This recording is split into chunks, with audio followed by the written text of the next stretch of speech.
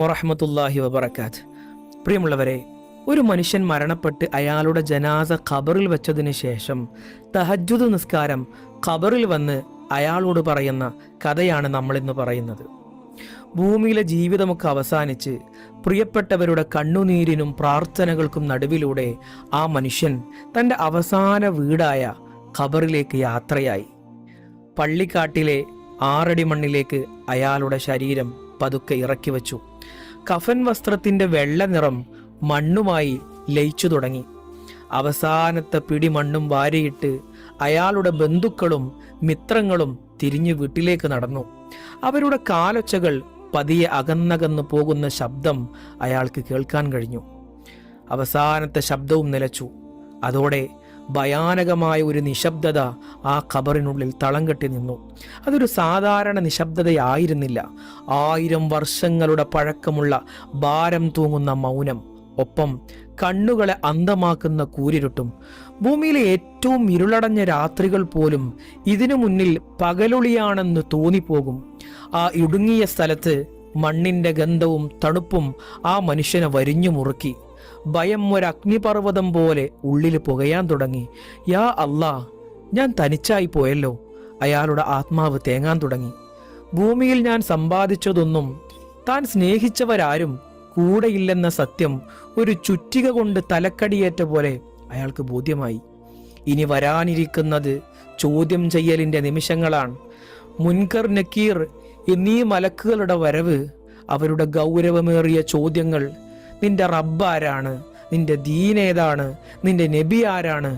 ആ ചിന്ത അയാളുടെ മനസ്സിനെ വിറപ്പിച്ചു. കഴിഞ്ഞുപോയ ജീവിതത്തിലെ തെറ്റുകുറ്റങ്ങൾ ഓരോന്നായി മനസ്സിൽ തെളിഞ്ഞു വരാൻ തുടങ്ങി. ഖബറിന്റെ ഭിത്തികൾ തന്നിലേക്ക് കൂടുതൽ അടുത്തു വരുന്നതായും വാരിയെല്ലുകൾ ഞെരിക്കാൻ പോകുന്നതായും അയാൾക്ക് തോന്നി തുടങ്ങി. നിസ്സഹായതയുടെ പടുകുഴിയിൽ അവൻ ഒറ്റക്ക് കിടക്കുകയാണ്. ഭയത്തിന്റെ മുൾമുനയിൽ നിൽക്കുന്ന ആ നിമിഷം പെട്ടെന്നാണ് അത് സംഭവിച്ചത്. ആ കൂരിരുട്ടിന്റെ ഒരു കോണിൽ വളരെ ദൂരെയായി ഒരു ചെറിയ പ്രകാശബിന്ദു തെളിഞ്ഞു വന്നു. ആദ്യം അതൊരു മിന്നാമിനിങ്ങിന്റെ വെട്ടം പോലെയായിരുന്നു. എന്നാൽ നിമിഷങ്ങൾക്കകം അത് വലുതായി കൊണ്ടിരുന്നു. ഭയപ്പെടുത്തുന്ന ഒരു വലിയ തീജ്വാലയായിരുന്നില്ല അത്. മറിച്ച് പൗർണമി നിലാവിനേക്കാൾ ശീതളമായ, മനസ്സിന് വല്ലാത്തൊരു കുളിർമ നൽകുന്ന ശാന്തമായ പ്രകാശം. ആ പ്രകാശം അയാളുടെ അടുത്തേക്ക് വരുംതോറും ഖബറിലെ മണ്ണിന്റെ ഗന്ധം മാറാൻ തുടങ്ങി. സ്വർഗീയമായ കസ്തൂരിയുടെ സുഗന്ധം അവിടെ നിറയാൻ തുടങ്ങി. ആ വെളിച്ചം മെല്ലെ ഒരു മനുഷ്യരൂപം പ്രാപിച്ചു. അതിമനോഹരമായ വസ്ത്രങ്ങൾ ധരിച്ച് മുഖത്ത് പ്രസന്നമായ പുഞ്ചിരി തൂകുന്ന ഒരു മനുഷ്യരൂപം. ആ സാന്നിധ്യം അവിടെ എത്തിയതോടെ ആ മനുഷ്യന്റെ ഉള്ളിലെ ഭയം പമ്പ കടന്നു. പകരം പറഞ്ഞറിയിക്കാനാവാത്ത ഒരാശ്വാസം അയാളുടെ മനസ്സിൽ നിറഞ്ഞു. അത്ഭുതത്തോടെ അവൻ ആ രൂപത്തെ നോക്കി. ധൈര്യം സംഭരിച്ച് അവൻ ചോദിച്ചു, നീ ആരാണ്? ഈ കൂരിരുട്ടിൽ എല്ലാവരും എന്നെ ഉപേക്ഷിച്ചുപോയ ഈ ഏകാന്തതയിൽ എനിക്ക് കൂട്ടായി വന്ന നീ ആരാണ്? നീ മലക്കുകളിൽപ്പെട്ടവനാണോ? അതോ എൻ്റെ റബ്ബ് എനിക്കായി അയച്ച ഏതെങ്കിലും ഒരു പുണ്യാത്മാവാണോ? നിന്റെ മുഖത്തെ പ്രകാശം എൻ്റെ ഖബറിനെ സ്വർഗപ്പൂന്തോപ്പാക്കുന്നുണ്ടല്ലോ. ആ പ്രകാശരൂപം കൂടുതൽ അടുത്തേക്ക് വന്നു. വാത്സല്യം നിറഞ്ഞ സ്വരത്തിൽ പറഞ്ഞു, എൻ്റെ പ്രിയ സുഹൃത്തെ, നിനക്കെന്നെ മനസ്സിലായില്ലേ? ഞാൻ മലക്കൊന്നുമല്ല. ഞാൻ നിന്റെ ഏറ്റവും അടുത്ത കൂട്ടുകാരനാണ്. ഭൂമിയിൽ വെച്ചാണ് നീ എന്നോട് ബന്ധം സ്ഥാപിച്ചത്. ഇപ്പോൾ ഇവിടെ വെച്ച് ഞാൻ നിനക്ക് കൂട്ടായി വന്നു. അയാൾ അത്ഭുതത്തോടുകൂടെ ചോദിച്ചു, ഞാൻ ബന്ധം സ്ഥാപിച്ചെന്നോ? പക്ഷേ ഞാൻ ഇതുവരെ നിന്നെ കണ്ടിട്ടില്ലല്ലോ.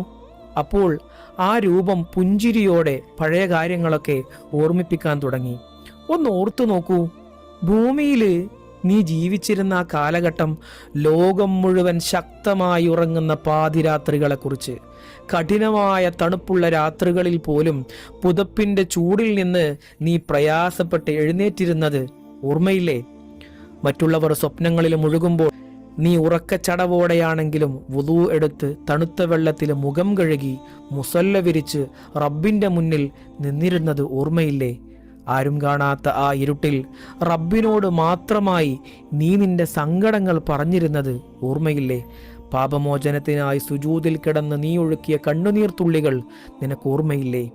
ആ നിമിഷങ്ങളിൽ നിന്റെ ഹൃദയം റബ്ബിന്റെ സാമീപ്യം കൊതിച്ചിരുന്നത് ഓർമ്മയില്ലേ? ആ മനുഷ്യന്റെ മനസ്സിൽ പഴയ ഓർമ്മകൾ തെളിഞ്ഞു വന്നു. അതെ, എത്രയോ രാത്രികൾ പകലിന്റെ തിരക്കുകൾക്കിടയിൽ പോലും രാത്രിയിലെ ആ അല്പസമയം അവൻ റബ്ബിനായി മാറ്റിവെച്ചിരുന്നു. ആ പാതിരാവുകളിൽ നീ ആത്മാർത്ഥമായി നിർവഹിച്ച തഹജ്ജുദ് നിസ്കാരമാണ് ഞാൻ. അന്ന് നീ നിന്റെ ഉറക്കത്തെയും സുഖത്തെയും ത്യജിച്ച് എന്നെ മുറുകെ പിടിച്ചു. ഇഹലോകത്തിന്റെ ഇരുട്ടിൽ നീ റബ്ബിനായി തെളിയിച്ച ആ വിളക്കാണ് ഞാൻ. അതുകൊണ്ട് ഇന്ന് ഈ പരലോകത്തിന്റെ ഇരുട്ടിൽ അള്ളാഹു എന്നെ നിനക്ക് വെളിച്ചമായി അയച്ചിരിക്കുന്നു. അന്ന് നീ എന്നെ തനിച്ചാക്കിയില്ല. അതിനാൽ ഖിയാമത്ത് നാൾ വരെ ഈ ഖബറിൽ ഞാനും നിന്നെ തനിച്ചാക്കില്ല. മലക്കുകൾ ചോദ്യം ചെയ്യാൻ വരുമ്പോൾ നിനക്ക് ഉത്തരങ്ങൾ നൽകാൻ ഞാൻ നിന്നെ സഹായിക്കും. നിനക്ക് കൂട്ടായും നിനക്ക് കാവലായും ഖബറിലെ വിരസതയകറ്റുന്ന സുഹൃത്തായും ഞാൻ ഇവിടെ കൂടെയുണ്ടാകും. ഇത് കേട്ടതും ആ മനുഷ്യന്റെ കണ്ണുകളിൽ നിന്ന് ആനന്ദ കണ്ണീർ ധാരധാരയായി ഒഴുകാൻ തുടങ്ങി. അൽഹംദുലില്ലാ, അൽഹംദുലില്ലാ. അവൻ റബ്ബിനെ സ്തുതിച്ചു. തഹജ്ജുദ് നിസ്കാരമാകുന്ന ആ പുണ്യരൂപം അവന്റെ ചാരത്തിരുന്നു. അതോടെ ആ ഇടുങ്ങിയ ഖബർ കണ്ണെത്താ ദൂരത്തോളം വിശാലമായി. സ്വർഗത്തിൽ നിന്നുള്ള ഒരു ജാലകം ആ ഖബറിലേക്ക് തുറക്കപ്പെട്ടു. കുളിർക്കാറ്റും സുഗന്ധവും അവിടേക്ക് ഒഴുകിയെത്താൻ തുടങ്ങി. ഭയത്തിന്റെ സ്ഥാനത്ത് സമാധാനം അയാളുടെ മനസ്സിൽ നിറഞ്ഞു തിങ്ങി. ഖബർ എന്നത് ഒരു ഭീകരമായ ഇരുട്ടറയല്ല, മറിച്ച് വിശ്വാസികൾക്ക് സ്വർഗത്തിലേക്കുള്ള ഒരു കവാടമാണെന്ന് അവൻ തിരിച്ചറിഞ്ഞു. ഭൂമിയിൽ വെച്ച് അള്ളാഹുവിന് വേണ്ടി ചെയ്ത ചെറിയ ത്യാഗങ്ങൾ പോലും എത്ര വലിയ പ്രതിഫലമായാണ് തിരികെ ലഭിക്കുന്നത്. അവൻ അതിൻ്റെ സത്യത്തെ തിരിച്ചറിഞ്ഞു. അവൻ അതിനനുഭവിച്ചറിഞ്ഞു. തഹജ്ജുദിന്റെ വെളിച്ചത്തിൽ റബ്ബിന്റെ കാരുണ്യത്തിൽ അവൻ ശാന്തമായി സമാധാനത്തോടെ ഖിയാമത്ത് നാളിനെ കാത്തിരിക്കുകയാണ്. അല്ലാഹു സുബ്ഹാനഹു വ തആല തഹജ്ജുദ് നിസ്കരിക്കുന്ന ആളുകളിൽ നമ്മെ എല്ലാവരെയും ഉൾപ്പെടുത്തട്ടെ.